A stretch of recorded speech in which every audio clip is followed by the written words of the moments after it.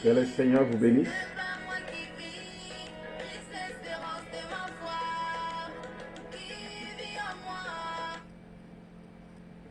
Que le Seigneur vous bénisse. Encore une fois, je vous salue au nom du Seigneur.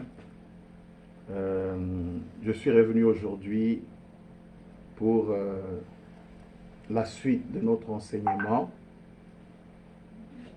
Ça, c'est la deuxième vidéo sur la lecture entre les lignes.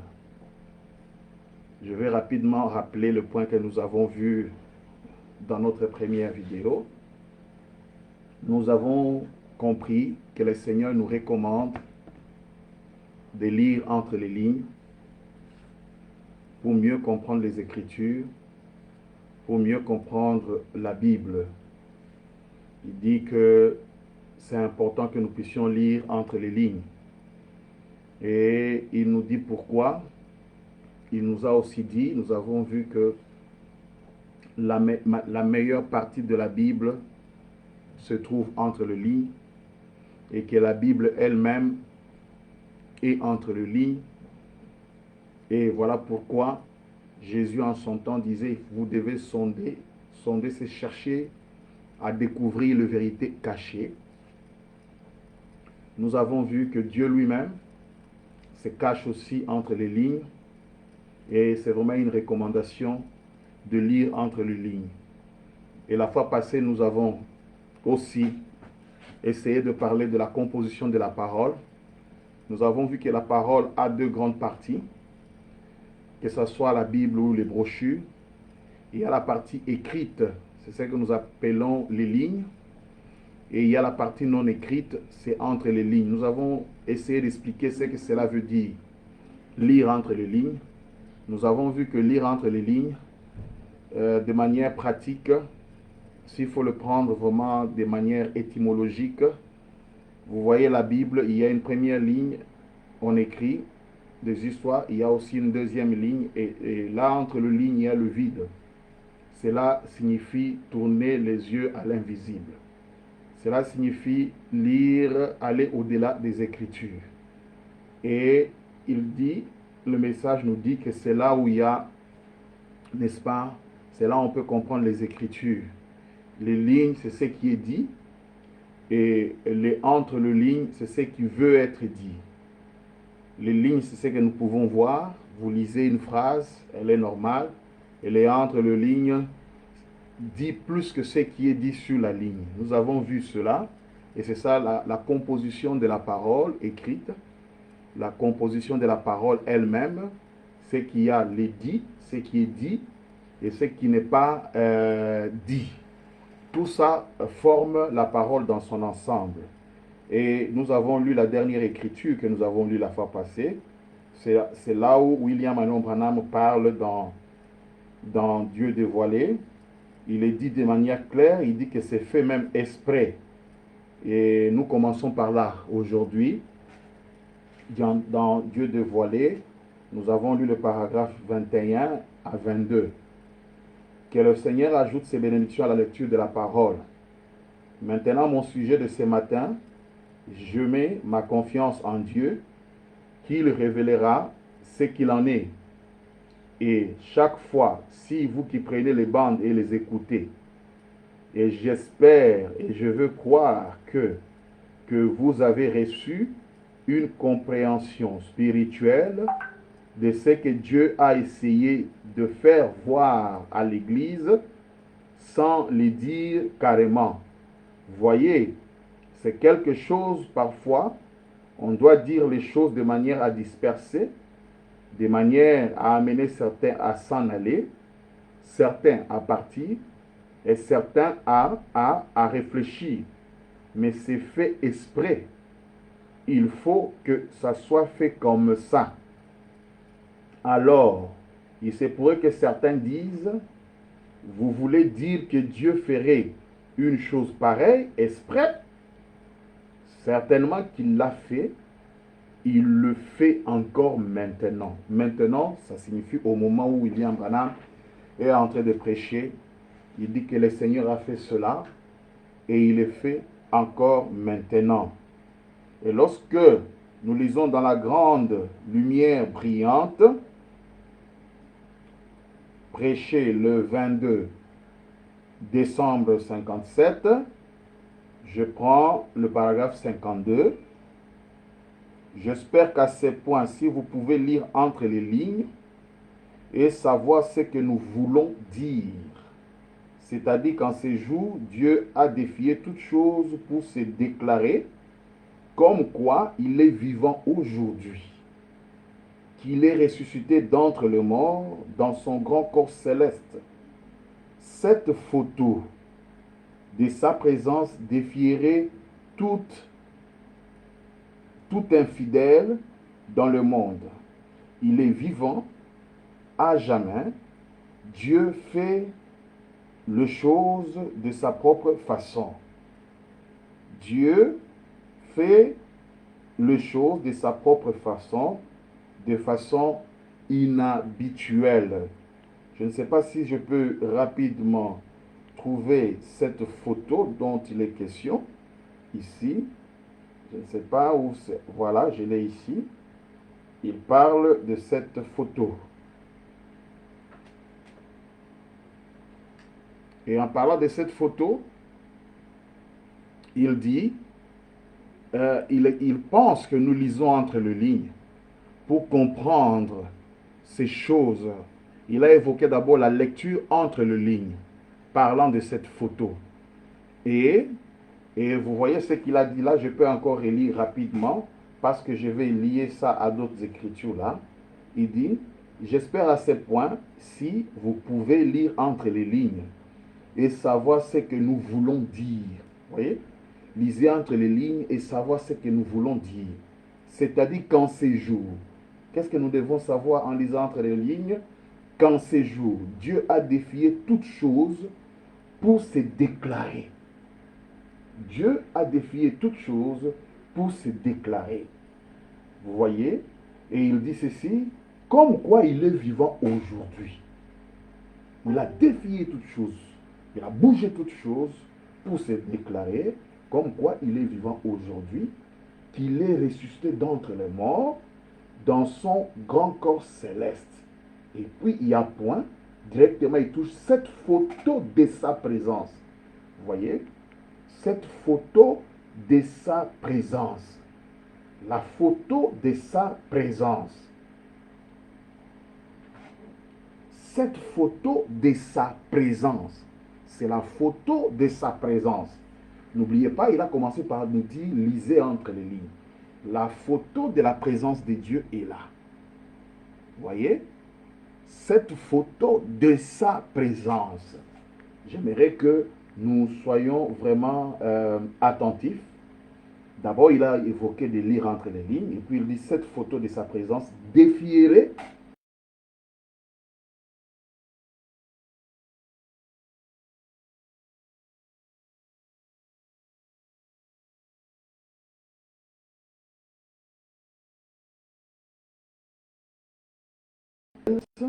Dieu fait des choses de sa façon inhabituelle. Maintenant, par rapport à cette photo, parce qu'il dit lisez entre les lignes, il nous invite d'abord à lire entre les lignes pour voir comment Dieu lui-même se déclare aujourd'hui. Et il évoque la photo de sa présence. Cette photo que je tiens, c'est selon le message, vous qui croyez le message, c'est la photo de la présence de Dieu. Et je vais quand même lire une écriture rapidement, où le Seigneur appelle cette photo la photo de Jésus-Christ. Écoutez, dans Un homme appelé de Dieu, prêché le 5 octobre 58, paragraphe 179, écoutez, bon, combien d'entre vous ont entendu parler de la photo du Seigneur Jésus, cette lumière? Vous en avez tous entendu parler, presque tous, la photo du Seigneur Jésus. Je relis, combien d'entre vous ont entendu parler de la photo du Seigneur Jésus, virgule, cette lumière? Vous voyez, la photo du Seigneur Jésus, la photo de sa présence. Il a dit, vous devez lire entre les lignes. Je prends même l'original là, parce que l'original c'est en noir et blanc, et l'autre c'était un peu coloré. Il appelle ça la photo du Seigneur Jésus, et il évoque la lumière qui est au-dessus. Quelqu'un dira, la photo du Seigneur Jésus, c'est seulement cette lumière. D'accord, mais la photo, elle est entière. Ce n'est pas seulement... C'est toute cette photo qui est la photo du Seigneur Jésus. Maintenant, il nous a dit, lisez entre les lignes. Regardez maintenant. Et il dit, il appelle encore ça la photo du Seigneur. Ou de l'ange du Seigneur. Il est dit dans le témoignage, une prédication intitulée « Le témoignage », prêché le 9 mai 51 au paragraphe 47, il dit maintenant, je demande ce soir la lumière et d'un vif éclat. Je priais au Dieu. Combien ont vu la photo de l'ange du Seigneur? Et ailleurs, il appelle ça de l'ange de l'Éternel. Les gens peuvent dire, non, il s'agit de la lumière, tout simplement. Parce qu'il a dit, la photo du Seigneur Jésus, cette lumière, je veux bien. Mais prenons d'abord une autre écriture, parce qu'il dit, nous sommes appelés à lire entre les lignes. Et ça, je suis en train de donner presque un petit exemple en introduisant aujourd'hui, parce que nous allons évoluer avec ces sujets jusqu'à le finir. Et reconnaître votre jour et son message du 26 juillet 64 au paragraphe 135, écoutez ce qu'il dit. Faites les parallèles avec aujourd'hui. Amen. Que Dieu soit loué. C'est plus que la vie pour moi. Je commence à me faire vieux. Et je vois cette heure où la vulgarité et l'immoralité envahissent le pays et tout. Alors je regarde en arrière et je vois ce qui est arrivé. Mon cœur bondit de joie de savoir qu'au bout d'un moment, cette tente où j'habite sur la terre sera détruite, mais que j'en ai une qui m'attend là-bas. C'est cette phrase maintenant qui m'intéresse plus. La partie qui reste, écoutez, j'essaye d'arracher un peuple. Il essaye d'arracher un peuple. Pourquoi William Branham? Il dit, j'essaye d'arracher un peuple, de les tailler pour les détacher de ces choses et tout, de les faire sortir de là, de leur montrer, voilà pourquoi il essaie d'arracher un peuple, de leur montrer par les Écritures que c'est Dieu qui se tient là avec la confirmation de la colonne de feu, alors que des centaines et des milliers de gens l'ont vu, et elle a même été prise auparavant avec un appareil photo, maintes et maintes fois comme preuve. Voilà, je souligne une phrase. J'essaie d'arracher un peuple, pourquoi? Pour leur montrer par les Écritures que c'est Dieu qui se tient là. Voilà, reprenons un peu cette photo encore. C'est Dieu qui se tient là. Quand il arrache, il dit lisez entre les lignes, il évoque la photo, il dit pour lui, il essaye d'arracher un peuple pour montrer à ces peuples que ici, c'est Dieu qui se tient là, mais il n'est pas la seule, mais avec la confirmation de la colonne de feu. Il y a Dieu et il y a la confirmation de la colonne de feu. Cette photo, c'est la photo de Jésus-Christ. Cette photo, c'est la photo de l'ange. Cette photo, c'est Dieu qui se tient là, avec la confirmation de la colonne de feu. Alors, il nous a dit, nous sommes appelés à lire entre les lignes. Voilà pourquoi il dit que cette photo est un signe sacré. Il dit, vous appelez ça une photo. Mais nous qui croyons le message, il dit que cette photo est un signe sacré. Lorsque nous lisons, dans Dieu se révèle à son peuple, du 13 août 50, nous sommes au paragraphe 6.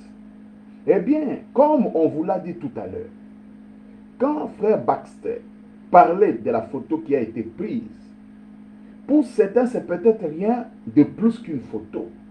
Mais pour moi, c'est un signe sacré. Pourquoi?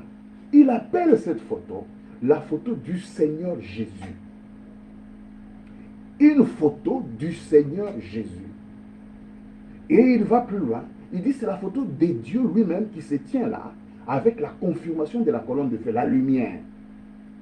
Donc sur la photo, on doit voir Dieu et la confirmation de la lumière. Il appelle encore cette photo une bénédiction. Nous sommes dans compte rendu du voyage en Afrique, paragraphe 5, prêché le 9 novembre 53. Nous sommes au paragraphe 5. J'étais avec frère Bossoff. C'était la soirée où la photo de l'ange du Seigneur a été prise. Combien ont cette photo maintenant en leur possession? Merci. Je suis certain qu'elle sera une grande bénédiction pour vous. Non, elle est un signe sacré. Voilà pourquoi cette photo est une grande bénédiction pour vous et pour moi qui parle. Pour le croyant du moins. Ça, c'est le message. Mais nous sommes appelés à lire entre les lignes pour comprendre certaines choses cachées.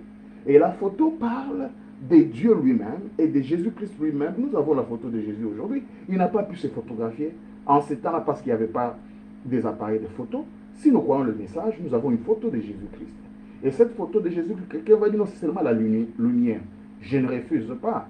Mais il dit c'est Dieu qui se tient là avec la confirmation de la colonne de feu. Maintenant, cette photo est un signe sacré.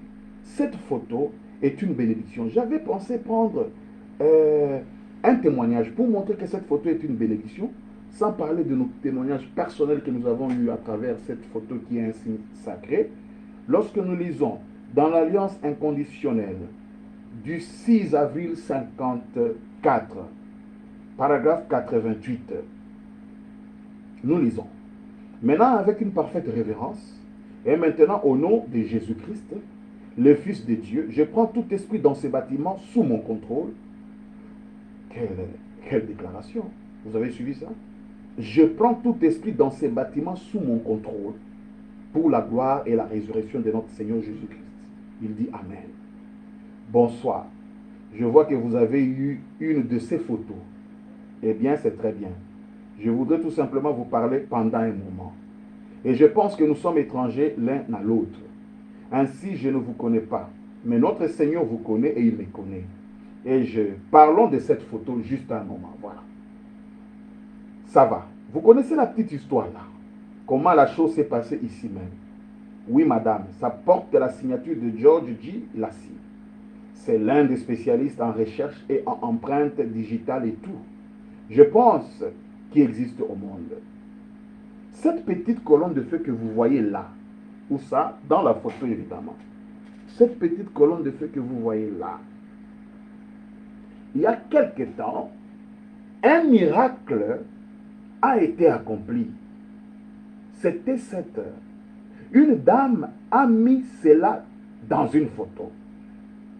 Écoutez, beaucoup de gens ont mis cela dans un encadrement. Si vous allez dans les maisons de croyants, vous-même vous l'avez fait, si vous êtes croyant, vous mettez ça dans un encadrement. Ils sont allés dans un bazar et ils ont mis cela dans un petit encadrement et ils ont placé cette photo, cette petite chose derrière cela. Au cas où quelqu'un posait une question à ce sujet, elle avait posé cela sur son bureau à l'hôpital. Elle était malade.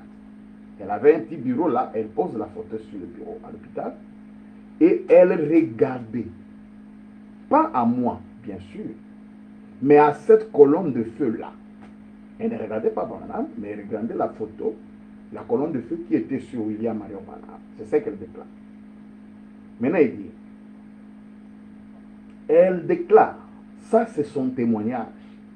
Le médecin l'avait abandonnée pour qu'elle aille mourir.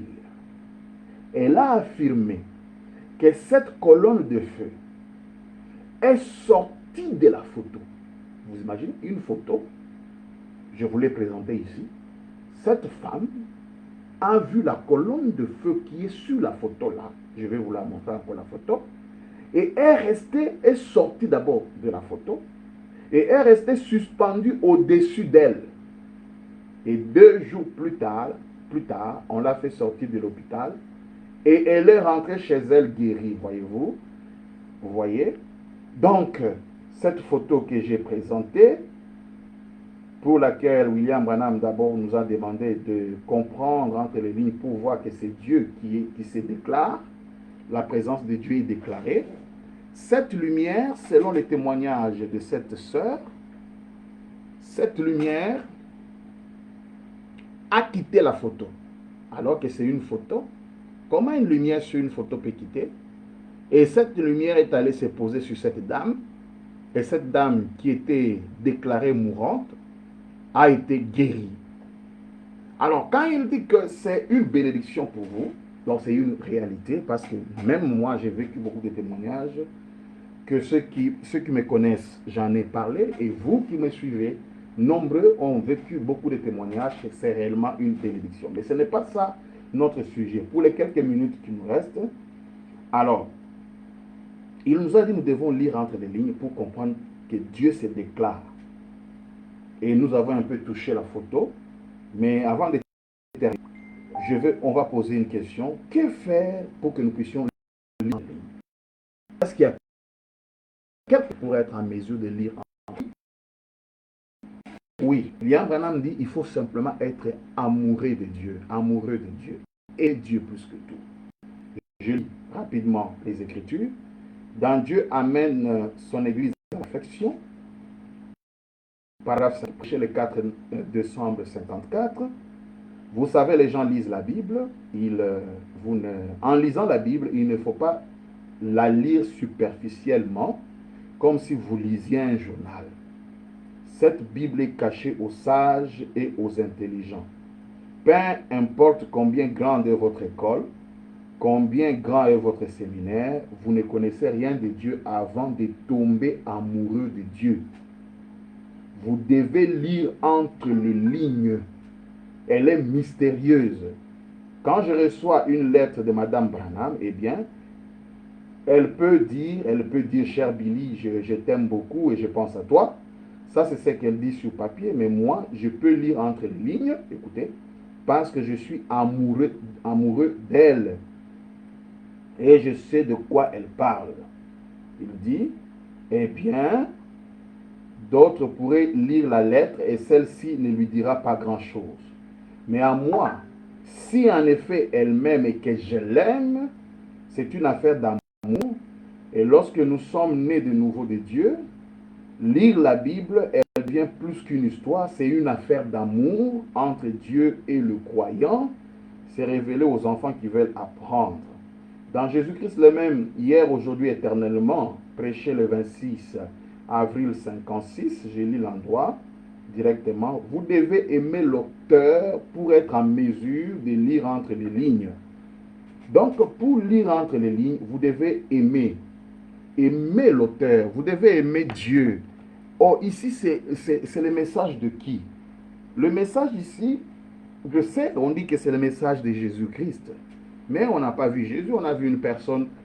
Et dans toutes les brochures, sur toutes les brochures, il a signé son nom. Il y a un titre, et il signe William Marion Branham. Et c'est pourquoi il y a un droit de concession, tout le monde ne peut pas publier ce message. Le message ici provient d'une personne. On peut dire que c'est le message de Jésus-Christ, mais c'est une personne. Ce message porte la marque d'un nom, porte un nom. Et c'est une personne qui a amené ce message, c'est William Marion Branham. C'est lui l'auteur. C'est de Jésus, on ne refuse pas. C'est le message de Dieu, on peut dire c'est le message de Jéhovah. Mais c'est venu par le canal de William Marion Branham. C'est lui que nous voyons en premier avant de voir, entendre ces messages. C'est lui qui était le canal. Et n'oubliez pas, il est dit que le message et son messager sont un. Et maintenant, on nous dit pour lire entre les lignes, vous devez aimer l'auteur. L'auteur de celui qui a amené ce message. Lorsque vous l'aimez beaucoup, et là, vous devenez comme un fanatique. Lorsque vous aimez beaucoup les messages, vous êtes sûr que vous aimez William Marion Branham. Ce n'est pas un sacrilège lorsqu'on dit ça. Parce que de l'autre côté, on lui a dit, tout cela que toi tu aimes et tous ceux qui t'ont aimé, je te les donne. Donc, aimez William Marion Branham. Aimez son message. Lorsque vous aimez réellement, tout ce qu'il dit vous intéresse. Vous serez animé à comprendre la pensée qui a cachée. Vous pourrez comprendre, et c'est là où il a dit, je suis sûr, le Saint-Esprit va vous aider à comprendre les choses que le Seigneur a voulu dire, ça le dit carrément, et cela est fait exprès. Et pour arriver à cela, on nous dit c'est une histoire d'amour. Vous devez aimer le Seigneur. Le Seigneur, vous devez aimer le porte-parole. Vous devez aimer William Marion Branham. Vous devez l'aimer parce qu'il y a une promesse liée à cela. Tout celui qui t'aime et tout ce que toi tu aimes, je te le donne. C'est une promesse. Alors lorsque vous aimez réellement le messager, lorsque vous aimez réellement William Marion Branham, vous serez en mesure d'aller au-delà de ce qui est dit. Vous serez en mesure d'aller au-delà de ce que vous lisez. Vous pourrez alors aller au-delà des Écritures. Vous pourrez alors saisir ce qui est entre les lignes. C'est ça le secret. Quand quelqu'un n'a pas beaucoup d'amour pour William Marion Branham, dit oh non, mais c'est un prédicateur, non. Non, mais lorsqu'on n'a pas assez d'amour, on ne saura pas capter ce qu'il a voulu dire sans le dire carrément. Vous voyez? Je viens de donner l'exemple de photo. William Branham parle des fanatiques tels que de Ben Bryant qui pouvaient casser le plafond de l'église ou une chaise.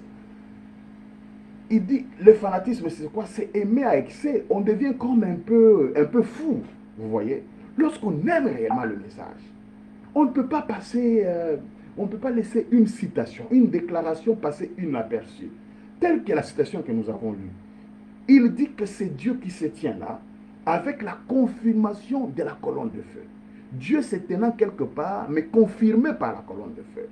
Mais si vous aimez beaucoup, vous allez vous poser des questions. Vous voyez? C'est cela le secret de la lecture entre les lignes. On ne peut pas lire entre les lignes quand on est indifférent. On ne peut pas lire entre les lignes quand on a un amour superficiel, mais on lit entre les lignes lorsque réellement on aime sincèrement le Seigneur. Quand on l'aime réellement, on peut lire entre les lignes. Quand on l'aime réellement, on aime réellement les messages, au point qu'on commence à vous traiter d'un fanatique. Tout ce que William Branham dira, j'ai toujours aimé Joseph Marion Branham et Billy Paul, ce qu'il a dit. On critiquait Billy Paul, on critiquait Joseph et on continue à les critiquer en disant pourquoi lorsque vous traduisez le brochure, vous répétez mot à mot ce que William Branham dit. Là où il hésite, vous répétez l'hésitation. Là, il dit je, même 4 fois. Vous aussi, vous écrivez je, au lieu de sauter et dire c'est même un seul je. Ils disent non. Nous devons répéter même l'hésitation. Vous voyez, c'est là. Lorsqu'on est dans le sens un peu intellectuel, on réfléchit un peu normalement comme les humains, on va voir que c'est une folie. Quelqu'un dit je venais. Vous aussi, vous écrivez je venais, au lieu de dire tout simplement je venais. Alors, les gens ont critiqué la voix de Dieu pour ça. Billy Paul a dit non. Nous répétons mot à mot. Et lorsque, est-ce que vous trouvez ça lorsque vous réfléchissez plutôt de manière intellectuelle? Vous trouvez ça comment? Vous allez facilement dire que ce sont des fanatiques. Oui. Lorsqu'on aime les messages, lorsqu'on arrive à dire, il faut écouter le message partout. Écoutez les messages dans toutes les églises, dans toutes les maisons. Écoutez les bandes de Branham. Mais ça, c'est quel fanatisme? Donc, écoutez. Quand quelqu'un voit ça de loin, il dit, mais comment lui peut dire seulement qu'on doit écouter une seule bande partout dans le monde? Lorsqu'on a ce fanatisme, entre guillemets, lorsqu'on aime le message, on est en mesure de lire entre les lignes. C'est le secret.